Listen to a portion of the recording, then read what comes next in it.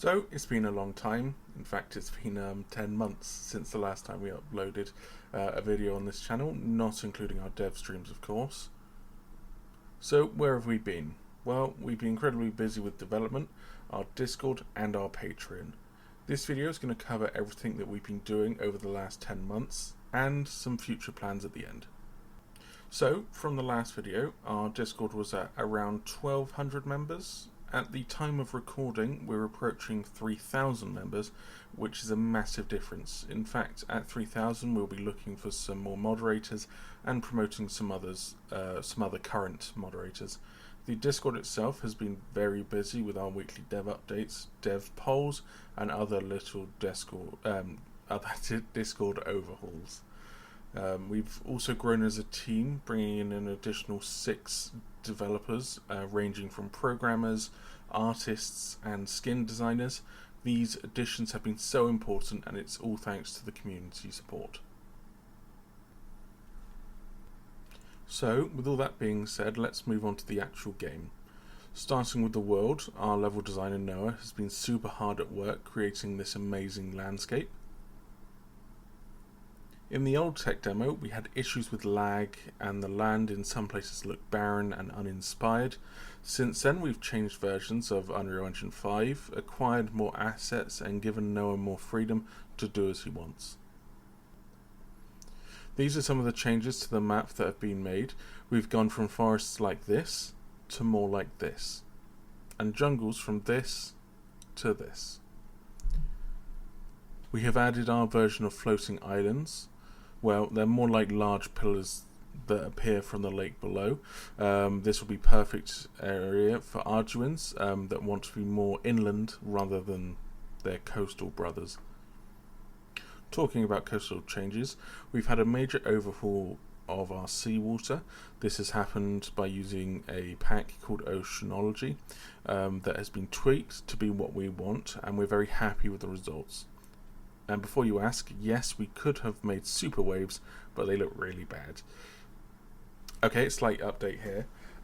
As I was writing this script, the Oceanology will be updated on the 4th of December, I believe, to add more to it, such as crashing waves on beaches.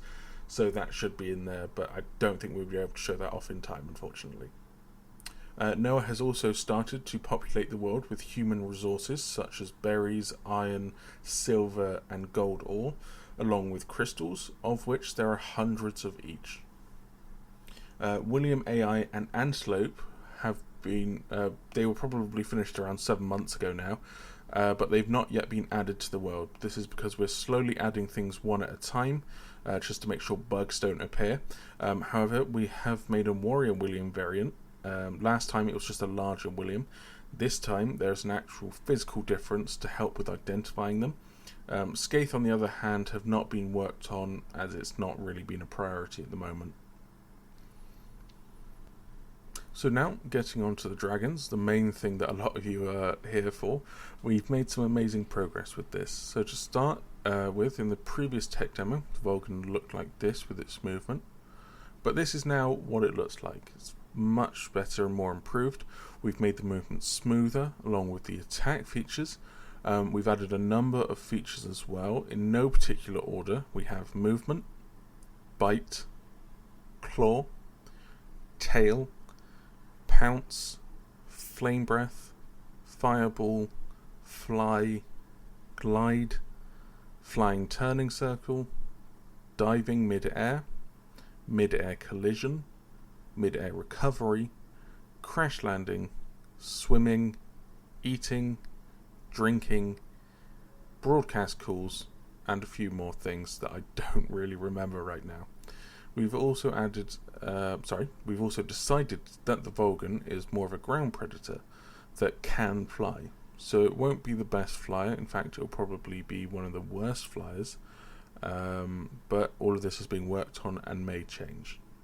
We also began to work on the Arduin, which is a water dragon which is also a herbivore, able to swim, fly, and grab onto vertical surfaces such as cliffs. We've made a few renders and began animating it, but we decided to put it on hold because it would require adding multiple features that would take far too long to do if we had to do it all at once. So we began to work on the Icy Crown. This was live streamed from start to finish and began work on the 5th of October and ended on the 20th of October. However, due to some personal problems in the background, it was finished earlier the following month. Ek did some fantastic work. This will be in the tech demo and is fully playable, although needs a lot of work at its current moment, as it looks incredibly hyper and a bit weird. The Icy Crown is the opposite to the Vulgan, being mainly an aerial predator rather than land-based. Although it can defend itself, just don't go trying to swim with it. We also finished all the dragon concept art. I think they're all fantastic, they're really unique, and they've been made really well by the team. My personal favourites so far are the Prawn Reaper and the Noctura. I think they are both really interesting and unique, and I haven't really seen them in any other sort of games before. The team have also come to the conclusion that the Hydra would be too powerful of a dragon with a breath ability, so we've made it an apex creature. It's their own tier. Once the player has unlocked all dragons in game, they'll be able to play as an apex creature. These creatures will have bonus immunities to all elements, but will not have an element themselves. At the moment, only one apex, the Hydra, is public. The other two are still in development. So just an update, as I finished recording this, we decided to do a live stream on the 27th of November where we modelled a few fish that may be in the tech demo. So here they are. At the time of writing, we do plan on starting to model our third dragon, which will be a Kirin, that will also be in the tech demo. This will be a lightning ground-based herbivore. I'm not sure how much we've done at this stage, but here is some footage of the streams in progress so far.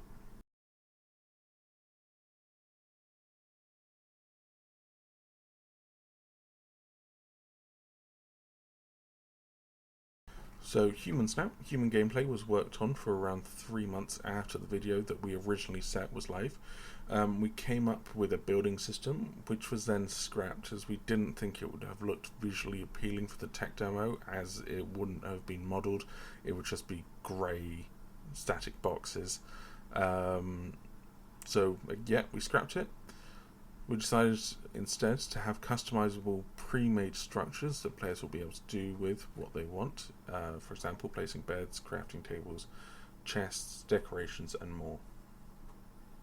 We also began to work on the movement and inventory, although it's incredibly rough, as we decided to put humans on the back burner while we sort out the dragon gameplay, which at the moment is the community's main interest. However, once the 3 dragons are finished, we shall be moving on to AI, such as the Williams and Antelope, followed closely by human gameplay. So, with all that being said, what are our plans? Well, we will be carrying on with our weekly Discord updates that happen every Monday evening. We'll also be doing a monthly update video, which will contain all updates that happened on the Discord on the 1st of every month. We will also be aiming to start our Indiegogo campaign in early March 2024, but if we don't think it's ready, we will delay it. We will not be making the same mistake as last time. However, when the campaign does start, we'll be allowing everyone to join the tech demo for free, so you guys can come and get your hands-on experience and decide if you wish to support us or not. It's completely up to you. If you don't want to wait or want to support us / help fund the tech demo along with getting early access to the tech demo, a unique skin and behind the scenes updates, please head over to our Patreon, but please put real life before us. We don't want you lot in trouble with anything. The game comes way down the line. Priorities first. So before we end the video, we decided to do a quick Q&A. We will be answering a few of your questions over on our Discord channel. So, as a community member, it's really super exciting to see all the concept art, and I love the idea of dragons and humans living side by side. The human crafting and weapon tiers is going to be spectacular. What are your plans to keep population alive on both sides of the teams in order to achieve your view of a fluctuating and alive ecosystem? Will you be considering AI in the distant future to help sustain this goal? So, to keep it alive, we plan on doing regular wipes, probably monthly wipes on official servers anyway. This would allow us to do monthly updates on Steam. This will also add new features, so it could be new weapons and armor, new skins. That will help, the dragons players what they want to. Um, with the fluctuating live ecosystem, we do want to add sort of like herding mechanics. Not herding mechanics, what are they called? What is it called when a bunch of creatures moved from one place to another? My migration. Migration, that's it. So we're wanting to add migration into the server. So this would be things like you would have the larger herbivores moving from one side of the map to the other during different seasons of the year in game. This would then attract larger carnivores who would then follow, kill something, and then move on. And then smaller creatures will come along and eat whatever's left. There's a lot of things that we can do to keep these ecosystems going. And talking about the AI you mentioned, there will be AI humans as well. This is to help bulken out, human living, really. It doesn't make much sense in a world where there's tons of creature AI and human players if there wasn't AI humans as well. So we want human players to be able to hire these AI and they'll be able to, work for you, resources, guard, and many other things. Next question. Do you need to eat, collect, or do something special for your dragon to regain their element bile more effectively? Or will element bile of your dragon always regain at the same speed, regardless of what you do/eat? Ek, do you want to answer that one? So it will depend. I think it will depend on the dragon that you play as. So some dragons will just regain it while eating and drinking and stuff. While others will have to look for specific things, like it could be a specific food type or a specific mineral. But I think it would regain way slower if you don't get those specific things. It Yeah, needs so to. you are not locked behind running out and then people greasing or taking away or guarding these minerals or specific foods from you. As mentioned, it will just regain slower. Yeah, so it's just it needs to. We need to keep the gameplay fun, but also like kind of punishing at the same time. You need to keep it functional first of all. Yeah, exactly.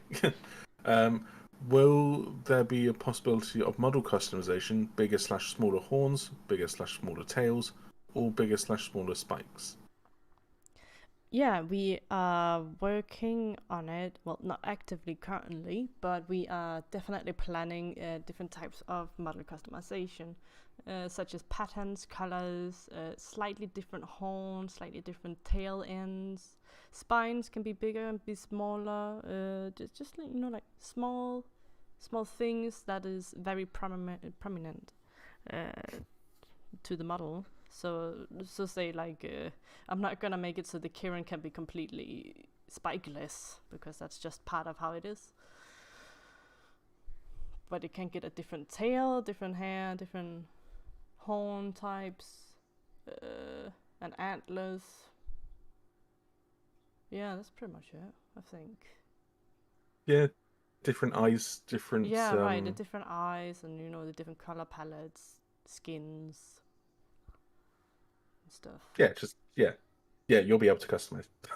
Yeah, um, quite fun. Yeah, not too in depth, like it's super crazy in depth, but it's gonna be fun enough to customize. more than the average, Yeah. I'd probably say.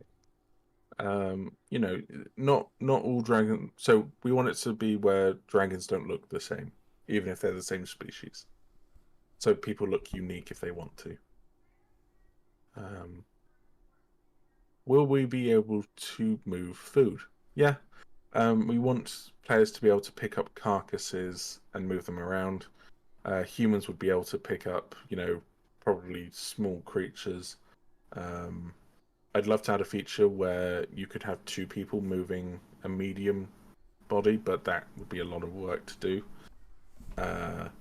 So you'll be able to move food as a dragon. You could pick up something and take it away. Will adults dragons be able to carry their young? Heck, Yeah. that's the answer to the question. Yeah, like Yeah. I mean, but you can only carry one. If you have a bunch of them, and something comes, you gotta choose your favorite one and then run. Leave the others as bait. Yeah. How exactly will the web system work for the new dragon? Yes. It just will work. We'll find out. We'll find out. Yeah, we're still episode. planning the specifics of it, so we don't really want to say it and set it in stone, as we are experimenting a little bit about what could be the most functional for our game. Mm-hmm. So if a dragon's ability doesn't work, it may be entirely scrapped and reworked. Not the dragon, just the ability. It is just concept after all. Yeah, it's just the concept. So the Kirin Ek is modeling, for example, it's not going to look exactly the same as the concept art, but it's it'll keep the same essence of the concept art, because some things just need to change to make it look real. Same with this new dragon. Will there be a digging feature / mud wallowing? Mud wallowing, that's when a creature rolls in the mud, yes. Yeah. We would probably add that feature to certain creatures, not all of them, but some of them. Maybe it would help hide their scent, or it would cool them down, or warm them up, depending. But digging, probably not, because that would require a voxel-based terrain system, and that's a lot of work, and that's no. Yeah, there is a reason that Subnautica had to take away the terraforming tool. Yeah. But never say no to it, so, It's a lot of features, though. Yes, but I'm more thinking, do you know how Ark does when they have a digging creature? It's just like burrows, and then you're like looking above where it is, and then it moves around. Yeah, right. Just have it hidden underneath the map. I mean, yeah, there are planned creatures that, AI creatures that live under the ground, that are like the scorpion idea thing. Yeah. So yes and no to that. Players, no. AI, yes. So will there be gore? Heck. Yeah, that will be Gore. We do have a mesh for just a standard pair of ribs and meat and intestine, and I think our map maker Noah put on some flies and stink on it. Yeah. It's just not in game yet, but yeah, there will be gore and death and a lot of blood, perhaps, and eating babies and stuff. Who knows? A really realistic eating animation. Gotta crunch them. Each bite, you gotta press a button. Yeah. We're kidding. No, I'm not. So there will, with the gore, we have had talks about we probably have to add it later on into development. So that's mainly because if we add gore to the game, that increases the rating of the game. So a way that, not get around it, but a way that you can sort of allow people to play the game without increasing the rating is adding it as a free DLC, which would be called, the Gore DLC or whatever. So that way it's just an on and off, and the Gore DLC would be given a rating higher than the game. So it's a good way to sort of, if kids want to play our game, they can. But then if you're more mature, you can get the Gore DLC, and it's like, that man's head just fell off. So Uh, so will dragons be able to grapple things in their talons? For example, will an Icy Crown be able to dive down and latch onto smaller AI/baby dragons while still in the air? Heck. Yeah, actually, in fact, the Vulgan, the very first dragon, does have animations for grabbing and holding things and carrying things. We just don't have a system to do that yet, as we are currently just, trying to polish up and fix the movement system. I think it's much better to have one thing finished before we start a complete new subject of trying to make one thing grab another and then transport it away. And then somehow try to figure out how are we gonna make them struggle to get out, stamina, balancing, and the most important Quick. part is, should we allow them to grab in air? It'll make for some really cool scenarios, but is it just an asshole move to do? I think being able to have like an Icy Crown being able to dive down on a Vulgan, for example, and just ramming it into the ground, I think that would be a really cool addition to add. Because obviously we've always said that the Icy Crown is an aerial predator. So Yeah, I kind mean, of, the idea is fun, but the execution can be much yes, less fun. yeah. We will have to But see. that's not me next problem. That is our programmer's problem. And the people playing it. Well, that's if they do it correctly. I mean, one feature that we've actually had that we are going to have to add, because me, Ek, and Shad kind of noticed it while playing the tech demo recently, is combat in our game while flying is really, really hard. And it's something I originally didn't want to add, but we're probably going to have to add a lock-on system while in air. So the way that would probably work is it would work much like how locking on in a game with like a missile would work. So you would have, for example, while flying behind or above a dragon, um, if you're looking at it directly in front of you, it'll be like a lock on time for like 3, 4, 5 seconds. And once that's locked on, you can then use your breath or fireball or ice ball or whatever ability. Um, and then it will effectively keep you targeted. If that dragon gets behind cover, like a mountain or like some trees, then that lock on is broken. So that that's something that we're having to add. So Yeah, with fun. the line of sight type of Mhm. deal. Yeah. Because otherwise it would be aerial combat would be more frustrating than it is fun.